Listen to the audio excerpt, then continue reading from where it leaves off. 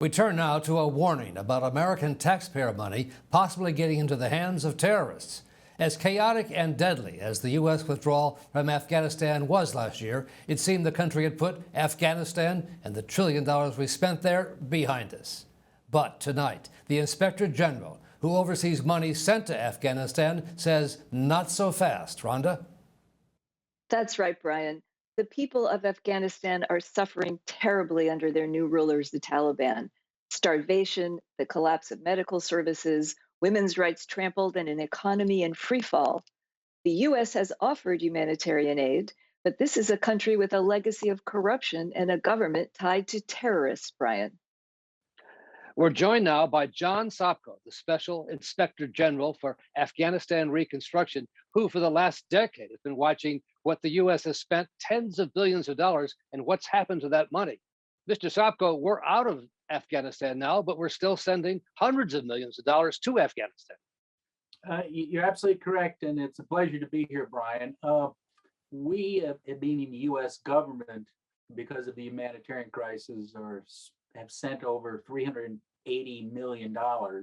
And so as the UN is saying they need up to $8 billion because of the humanitarian crisis. Is that money going to end up in the hands of the Taliban, a terrorist group? Well, that's the big concern. As you said in your recent speech, we've seen this movie before. Yeah, yes, we have.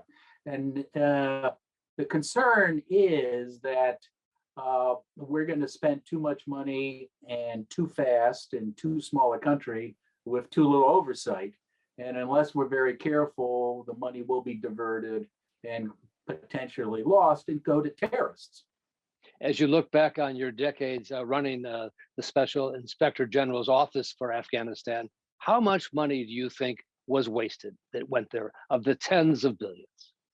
Well, that's a tough question. We've been asked by Congress on a number of occasions to document total amount lost. We gave a very conservative estimate of about 30%. It could be higher, but about $3 out of every 10 was lost to waste, fraud, or abuse. So how do you prevent that from happening now with the money we're sending supposedly to help the humanitarian crisis? Well, the first thing is learn from the prior mistakes. Make certain you have you agree beforehand on an acceptable amount of risk you're willing to take. And if the risk exceeds that, stop spending it. Monitor the money. See how the money is being spent. I mean, these sound like really simple proposals, but they weren't carried out in the past. What was your reaction as you watched the rapid, chaotic withdrawal of U.S. forces and personnel from Afghanistan? Well, I think I, like anybody who watched it, were saddened by it and concerned. Myself, we had staff in Afghanistan at that time, U.S. employees, because we had the largest U.S. law enforcement and U.S. audit presence in Afghanistan at that time. So we were concerned about getting those people out, which we fortunately did. As an Inspector General, you're independent, non-political. What do you say about the performance of the Biden administration in terms of Afghanistan? Well, I'll just say there are plenty of mistakes that were made by all administrations. And you read our reports going back 10 years. This is not a partisan issue. This is an issue of good government. And I think I'm not going to say one administration was worse than the other. We've had multiple administrations of multiple parties, and they're all problems that we've identified. Finally, let me ask you this. Given what's happened in Afghanistan, did we accomplish anything?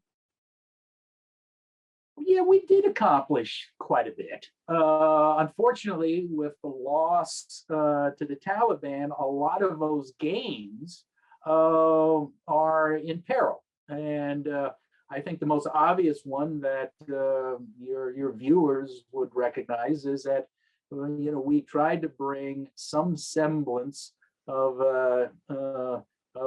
human rights protection for women and girls, and that is in peril.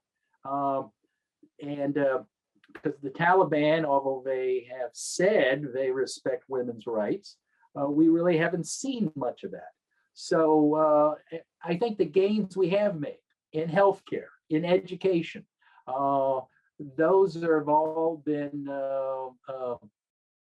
well, I wouldn't say totally destroyed, but they're likely to totally be lost.